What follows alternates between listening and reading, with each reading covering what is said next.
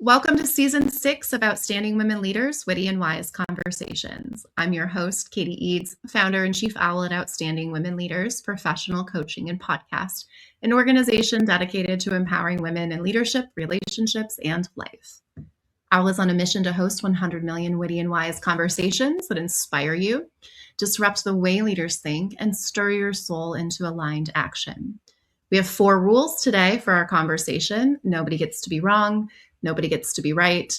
Everybody gets to be vulnerable. And my favorite, everything is included. We do not edit here. This conversation is exactly what it needs to be in this moment in time. We ask our guests to join us via video to allow us to create authentic connection. Eyes are the window to the soul. You will be seen here. You'll be heard. There is space for you. And when this conversation comes to a close, I will ask our guests 3 questions. If you've tuned in before, you know what they are. And if you haven't, you do not want to miss them. But enough about me. Today, I'm excited to welcome outstanding women leader, Julie Tritch. Julie grew up in a blue-collar family that regularly struggled to make ends meet. She always knew she wanted more from life. Pushing herself to graduate high school with honors and going on to study business at Purdue University paved the way for her to get to where she is today. She entered the workforce in the male-dominated world of automotive manufacturing, leading hundreds of people, holding various positions in production management, health and safety, to training. In 2019, she had a health crisis, which propelled her deep into her journey of spiritual discovery and self-development, ultimately marking her exit from corporate America. Since 2019, she's discovered her passion for helping others to heal and navigate their healing while building a business they love. She takes her corporate knowledge of process, problem solving, and strategy and couples it with dynamics of healing and spiritual evolution to offer a holistic approach to business. Welcome, Julie. Thank you for having me. I'm really excited for this. Yes, I'm really excited too. I can't wait to dive into your backstory. I always like to start with the beginning, and how everybody wants to exit corporate. There is nobody right now sitting in corporate that has a dream of staying there. And yet before you exit, you know what everybody wants to do? They want to get in there. So tell us a little bit about how you go from growing up and finding your way into manufacturing where all the men are hanging out. I think it was by dumb luck. No, it was really more of, and I think I really attribute this to my problem solving line, actually. I guess it's a combination of the profile, but I took a class. So it was just organizational leadership and supervision. And then I took a class actually with my advisor's husband. So he taught in the engineering school, and he had this class that was all about manufacturing. And the big plug or the cool thing about it was we got to go to Germany for spring break and tour all of these different facilities. From BMW to KUKA Robots to a microbrewery that ships all over the globe, among other places. And that sealed the deal for me. I was like, I absolutely love this. Purdue is also in a place located where in West Lafayette, Indiana, but in the surrounding area, there's a lot of manufacturing that goes on there. So I had a professor who I absolutely adored. And he was on the board and helped start up the company of the DeLorean, the car in the Back to the Future. So he was part of that, and he was part of a trailer company called Wabash National. And I was like, oh my gosh, this guy's done so many amazing things. And so the draw just kind of naturally happened. And I just remember there were different companies that I was like, oh, that's the dream, right? One of them for me was working for Cummins, and I was like, ooh, Cummins, Indiana company. It's all about engines. How much cooler do you get than building engines, right? So I went to work for that company out of college, and it was disastrous. It was not at all what I thought it was going to be. And so there was just this natural evolution of, I just find the beauty in the process projector, right? So I just find the beauty in the process, and then the ability to solve problems and solve them quickly. And that they're, systems. I just love systems.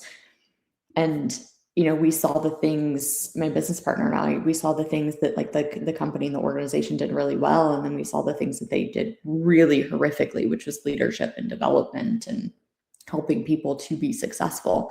There was a turnover rate of I mean, when someone came in to be a supervisor, we would take bets on how long they would last. It was typically about 2 months, and the turnover was just outrageous because the demand, the culture, it's a French-owned company, the second place I worked for, and it was difficult to survive. It was very difficult to survive. And I think the only reason why I survived as long as I did is because I had my dad's voice in the back of my head and sometimes on the phone being like, no, you should take the promotion. Like, you're really young. People your age don't get this opportunity often. And if you don't take it, you might not ever get it again. And I was like, oh shit. Right. Like, you might be right. So, and then there was another, colleague of mine at the time. And he was like, you only have to hit 5 years to be fully vested. You're so close, like hang in there. If I need to give you the what did he call it? The steady soldier, or like the strong soldier, like if I need to give you this talk every day, so you don't quit and you get it. Because they had really, really great 401k, and they don't anymore since 2020. But back then they had these really fantastic options that just in the States, they're not heard of. And he was like, just keep plugging away, keep going, keep going. I would hands down say that he's a generator. Like if I had to pick, yeah, I'm sure he's a generator. And then I had, the health crisis, and I was extremely sick for 6 weeks and couldn't figure out what it was. Went on this, self-development retreat, didn't know what to call it, didn't know what to tell people it was. While I was there, I didn't have any of the health issues. I'm like, oh my God, this is completely related to stress and work and what I'm doing. So I was like, let me just leave. So I did. I got back from California, and I just 2 weeks notice, put the house up for sale, sold it within a week, like all of the things. And then moved to the South with some family that I have down here, and it just kind of took off from there. And Emily and I were like, well, let's make a business of this. So really our business was born in Florida. Like, I was there visiting her at one time, and we're just like, let's do this. Like, let's start up a company. So we did. You make it sound so easy. Like, well, I It knew wasn't. that. Exactly. And that's what people want to hear, right? But when you describe it, what I always tell people when you're exiting is like the path appears as you take, I'm a generator, as you take one step forward and you move the next step, right? It just starts to appear. And oftentimes in corporate, there are natural timelines, right? There's vesting, there's companies going to sell, there's I'm going to go on maternity leave. Tell me a little bit more about the messiness behind the scenes. Who do you have to become just to be brave enough to say, I'm out? The messiness was very messy. It was like, it was as if the universe was giving me these cute little breadcrumbs to show me that I no longer belonged there. And these breadcrumbs looked like, so we had to wear khaki, we had a uniform we had to wear. It was khaki pants and a white button down company shirt. And at one point they started being like, well, you can wear your own khaki pants if you want to. You don't have to wear the horrific, like, men's pants that are not flattering and are kind of awful. Which I could have wore women's pants, but they were even worse. So I bought my own pants, right? Wear my own khakis to work. I'm like, this is great. These, they fit great. They're wonderful. And then all of a sudden one day I got bleach stains on every pair of khaki pants that I owned that I wore to work. I had no bleach in my house. None. I'm not a bleach I never have been. I don't think I've ever purchased bleach in my life. And so I've got all these bleach stains on. I'm like, well, crap. Like, I just bought these not that long ago. I'm like, well, I'm not going to buy new ones unless they tell me I have to, right? So I got away with it. And then I remember there was another thing that happened. I come to work. I'm trekking up to my office. And all of a sudden, the ass of my pants rips. Like right where the seam is on the pocket. And I'm like, literally, like, just got to work, right? Like, I talked to a couple of people and I'm heading up to my office and I'm like, oh my God. I don't know how bad it is, but it feels like it's bad, right? So I go up into my office and I talk to one of my coworkers. I'm like, hey, Richard, this is going to be weird, but I ripped my pants. Can you take a look and tell me, like, how bad is it? Like, is it leave right now and go home and change, or can I make it through the day and probably no one will really notice? He looks and he's like, go now. Do not stop. Cover your ass on the way out. He's like, I will cover for you. Go home. I'm like, okay. So I did. Right. And then I remember we also had an HR person who technically I was in HR at the time because I was in training. I was the training manager for the site, and she would come and she was like auditing the induction trainings that I would do because no one in the facility could do them but me. No one was trained how to do them. And so she would come and she would audit occasionally so she could learn, because I kept telling them, like I'm actively applying for other jobs and I'm interviewing, right? And I'm getting so far in the interview process that I'm like, I got it. It's golden. It's mine, right? I'm going to be out. Nope. I was like door slam after door slam after door slam. And I eventually realized it's because I wasn't meant to stay in that industry or in corporate, right? But at the time, I'm just like, why is this happening? Well, so she would come and she would audit my trainings.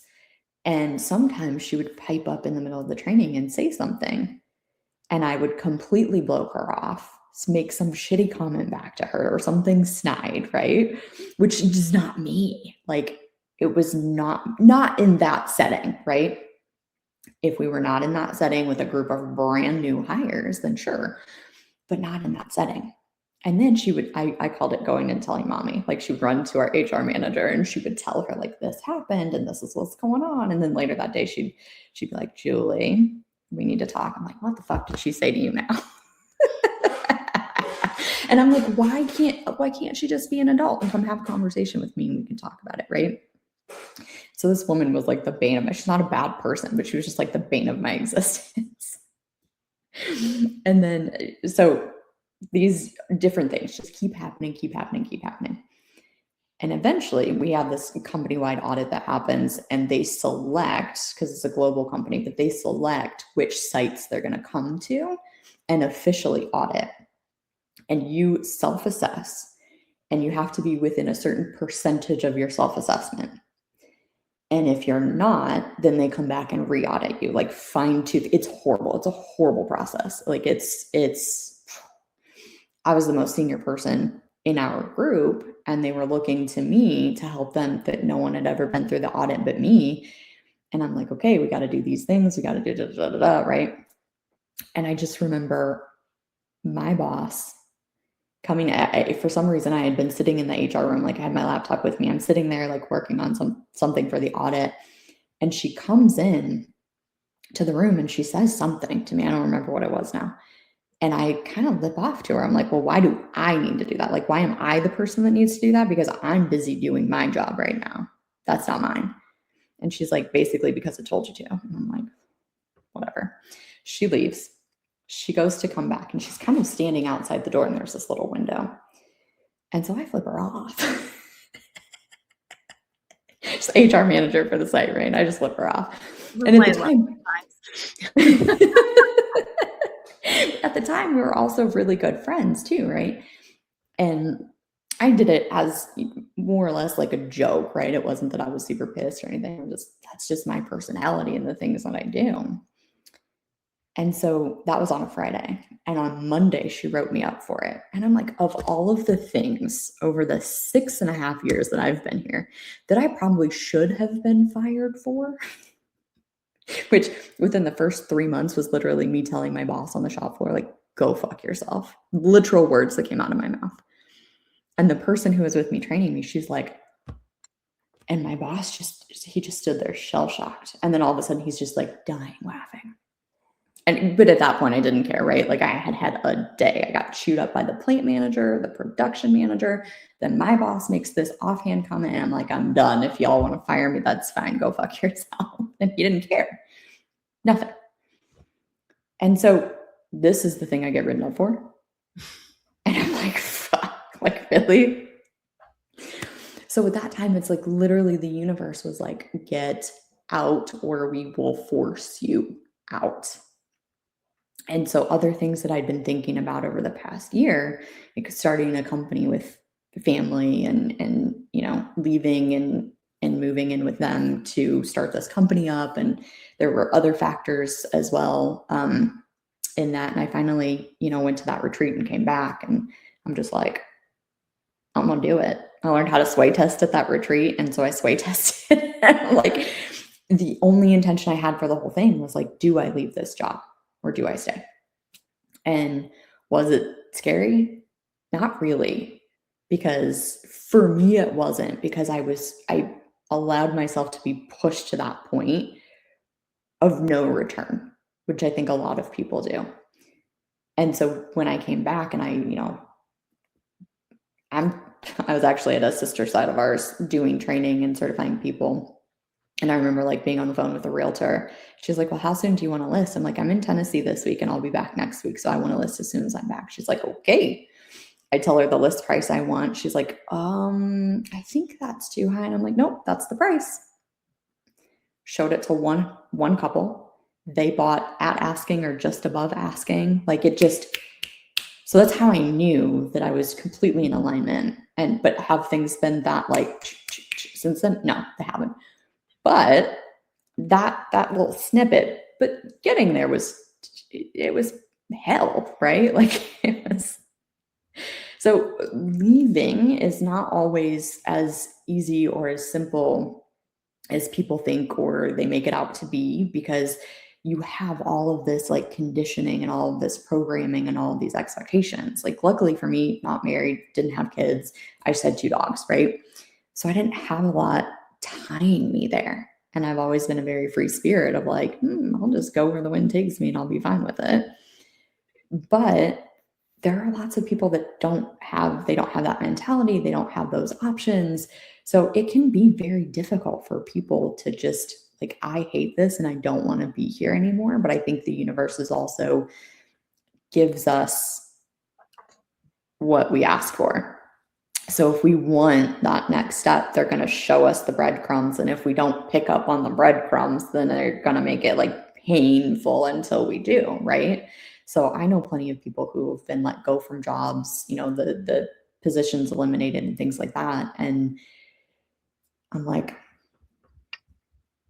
it's because the universe is trying to tell you something. Like, it might look shitty right now, but ultimately it won't be in the end, because you're not meant to be there anymore. But yeah, it's not. And then the last, since leaving, all of the self-development work and everything that I've put in and done to decondition and to reprogram and work on all of these things has been hard as fuck. Like, we want to talk about, like, I love astrology, right? So I'm a Scorpio moon and I have Pluto in Scorpio, and you want to talk about going to the depths of things, but sometimes that's what you have to do in order to release it, because our humans be humaning sometime, right? We're like, hey, I want to hold on to the comfort, and I want to hold on to this thing that I think is true and I think is right, when it's really not. And for me, a lot of times it's the voice of my dad in the back of my head, like, this isn't secure, this isn't stable, this blah, blah, blah, blah, blah, right? And I'm like, well, it's not, but here we are. Yeah, I always say there's a push and a pull. And sometimes it's more like a shove. And I've always, and it's and when I think of my own journeys of everything I've ever exited, like, I had started to put some things into place, but I wanted, I had a plan for what that would look like. Mm-hmm. And what I hear for you, and it's the same for myself, is that you bet on yourself. And we're so much raised to not bet on ourselves, right? You bet on companies, bet, it's so interesting, because right now working at a company feels very less secure than working for myself. Applying for a mortgage when they're like, most like, well, I own my own business. So like, if I need to make more money, I'll make more money. Like, you're fixed in your salary. Like, you have fixed your time. You've put your entire lot into whether or not the company strategy involves you getting more money. And usually the company strategy does not involve getting you more money. Right. So risk is so relative. Everything is relative, is what Einstein said, and then nobody went back to that one ever again. But the reality is, to me, it feels risky to rely on employment. And I've also told a consultant before, they should just let me go, or they should just not renew my contract if they don't want to work with me. And guess what they did? They didn't renew my contract. Did I know I was putting in my 2 weeks notice when I said that? I did not. It's funny And how it works, right? yeah, that's the push and pull. I had already established a business. I was just like, I'll exit on my own terms. And I think that's why people end up stuck, is you think you're going to exit on your own terms. And sometimes you get to exit on your own terms like you did, but then, then you have to build everything on Had the I universe. waited much longer, it would not have been on my terms, right? Yeah. It would have been, and then it would have been a spiral, possibly. Yeah. Had I not said that, COVID hit 2 weeks later and the writing was on the wall. They were not good at business acumen. So people that make bad business decisions go out of business in COVID. So I wouldn't have a job anyway. So I went out of business 2 years later. You don't fire your best person. How did you, or like, what did you lean on during that time? Did you notice any invitations that were particularly helpful? For a projector, there could be so much bitterness when things aren't going well. What did you discover on the other side of that?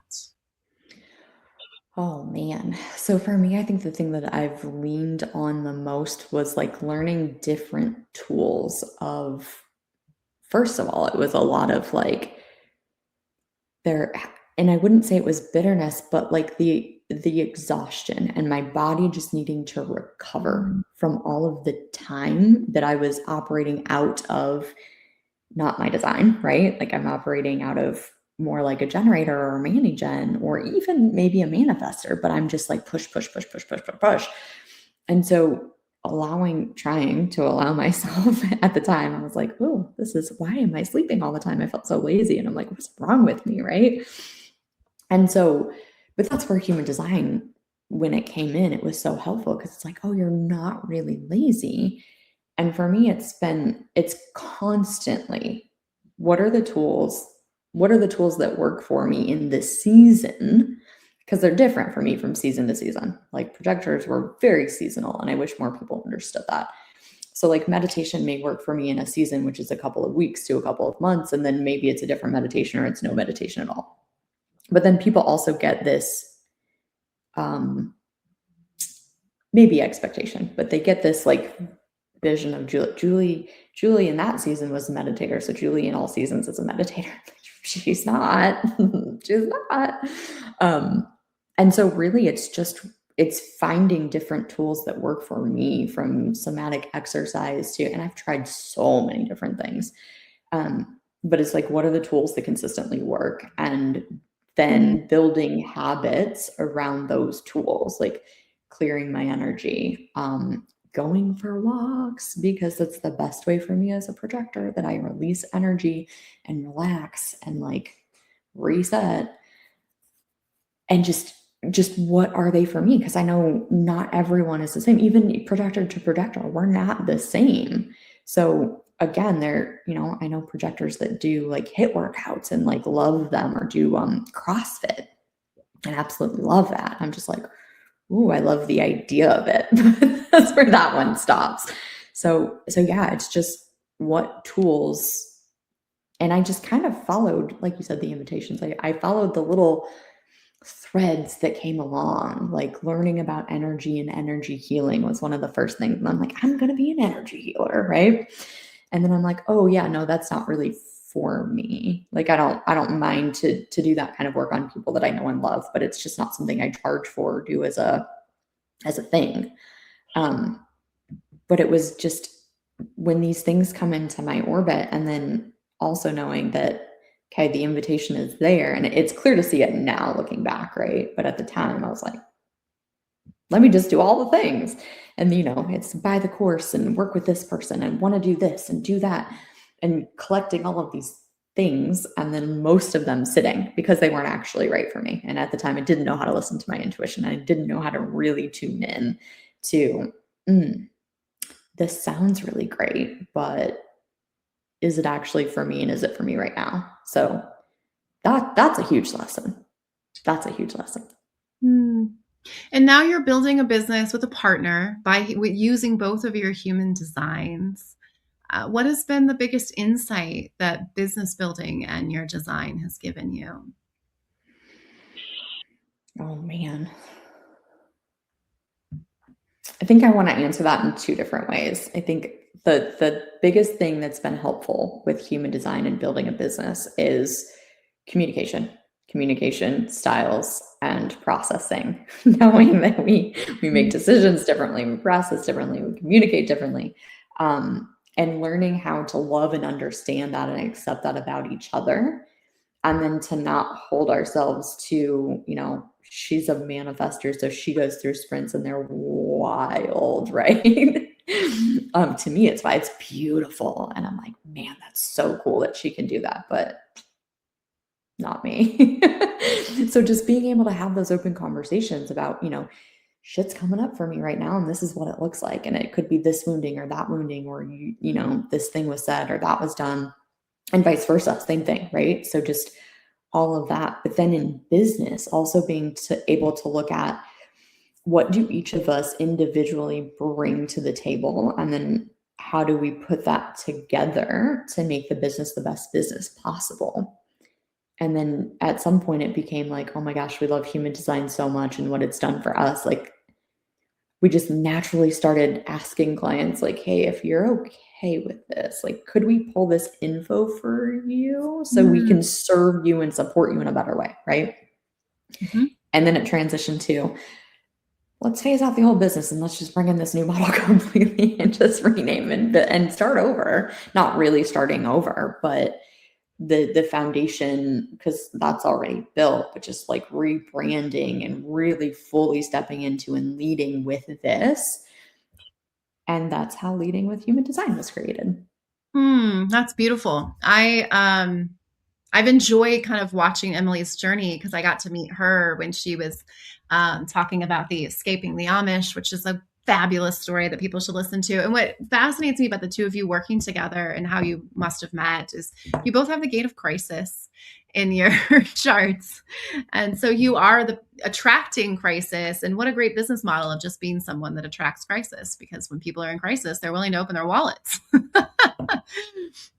But truly, it's interesting to see, that happened for me with human design, a very similar story of just bringing it for clients and breath work. Those were the two modalities that I saw that shifted my clients at a cellular level, which is what you're really talking about doing for people. And then you just look at, well, how do I be a heretic and convince the rest of the world that perhaps their birth, if you're going to blame your parents, can you just start the time you were born and the location that they were living in when that happened? Like, to me, it just makes perfect sense from a psychology is already blaming your parents. So let's start with the only thing that you can't control. Yeah. And I love that you say it like that too, because as you say that, I'm like, well, I learned that my mom, without knowing her exact birth time, is probably also a projector. And I'm like, oh, fuck, like that makes so many things make sense of like how she parented me, how she was parented, what she had happening and going on in her life. And my dad, I think he's the man agent, and my brother would be the generator. And so then like kind of understanding like what this dynamic was that we had going on and why things happened the way that they did. And it's just fascinating and fabulous. But I think it can also be used as a tool to help you forgive, because then you have this deeper knowledge and understanding.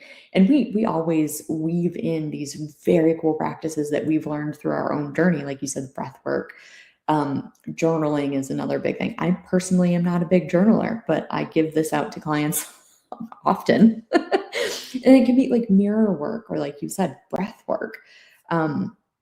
And so many of these tools are so multifaceted, and there's so many different types of them that there's literally something for everyone. And that's the beautiful thing about it, I think. Yeah, completing your childhood is what I like to call that for people. Is oftentimes we just need to complete it because we're continuing these cycles and we're continuing to attract these similar energies. And when we're able to complete it, oftentimes you need a relationship to be able to complete the childhood as well, and which also supports what a lot of psychology says. I'm looking at you and Emily's chart together, and what stands out for me is also because it's us, is Emily has the 13 and so do I. And your driving force is that 33, that gift of oversight. And that really, it shows me like, this is a magnet for you. You pull our secrets out. And you really are the Mhm. how to I pull people's secrets out too, but like both of you by yourselves are going to pull secrets out. When you get together, you start pulling out each other's secrets. It's quite fun. Fun It is. energy. That's a fun thing to like navigate, I think, through life.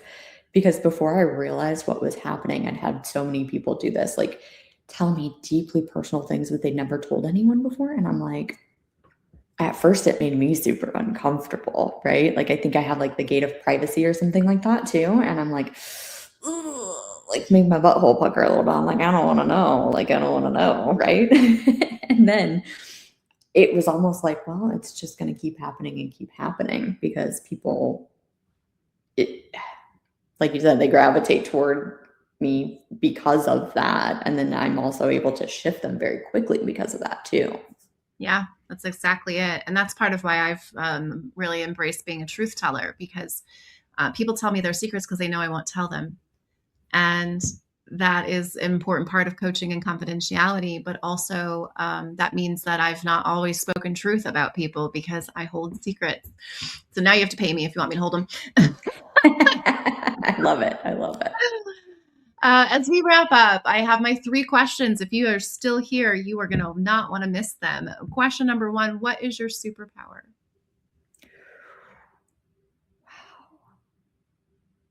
I would say the first thing that comes to mind of like, what is my superpower? I almost said supervisor.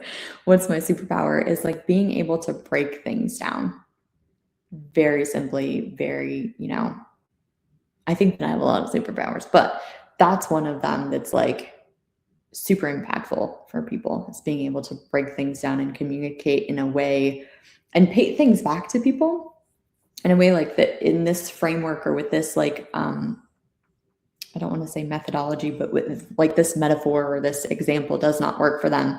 And so I'll paint it in just from a completely different angle. And sometimes I'm like, I don't know why I went there or why I did that, but let me know if that lands for you. And they're like, oh my God, it makes so much sense now. Thank you. Like that I get it now. And I'm like, okay, cool. Right. And what's your purpose?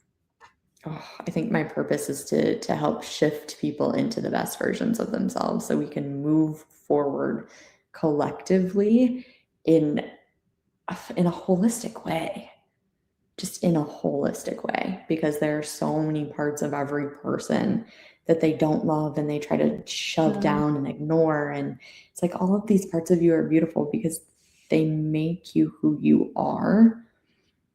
And we get to embrace that because you've probably had people say this to you, like, if you could change anything about your life, what would you change? And I'm like, nothing, because I genuinely love who I am and where I am in life. And I would not be this version of me had any single thing that happened not have happened.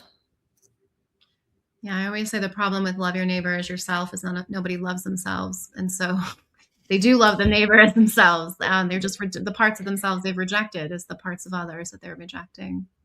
Yep. My favorite question for 3-5, what's next for you? For me, the next iteration is being more public with what I do, with really using my throat to speak and really putting myself out there. Because there's something about, doesn't matter how much, I feel like it doesn't matter how much you really love yourself. Kind of like you were saying, like you can work on yourself and you can fix things, but you don't really fix them until you're in relationship, right?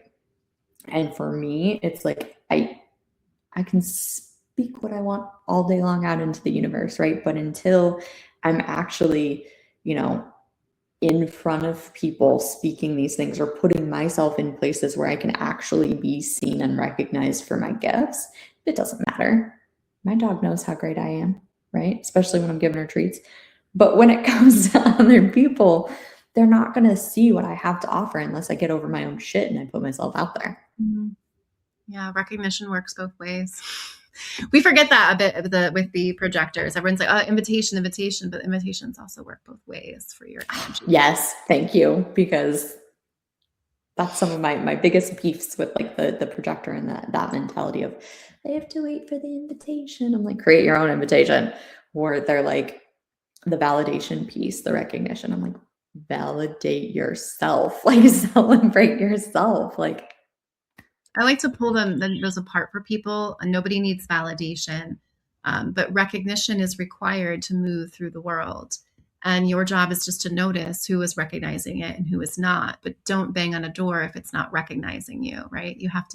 You're meant to just look to see where it is. I always give our guests the last word. What would you like to leave our listeners with today? I think that I want to tell everyone to love themselves a little bit more, but let me wrap this up in like practical application. I want everyone to go to their mirror at least some point in their day today. Look themselves dead in the eyes. This can be super uncomfortable, but that's why it's fun. And tell yourself that you love yourself. If that feels hard or scary and you can't do it, what's one thing that you like about yourself? Right? You can look at yourself and say, oh, I have really pretty eyes, or I have a great smile. But the more we can give back to ourselves, the more we can give to others, and the more we can, like you said, love yourself like you love your neighbor, or love your neighbor like you love yourself. Start with mirror work. It sounds silly, and it may, but it can be really uncomfortable until you, or if that's not fun and comfortable enough, give yourself a hug while looking at yourself in the mirror, dead eyes in the mirror, and see what comes up.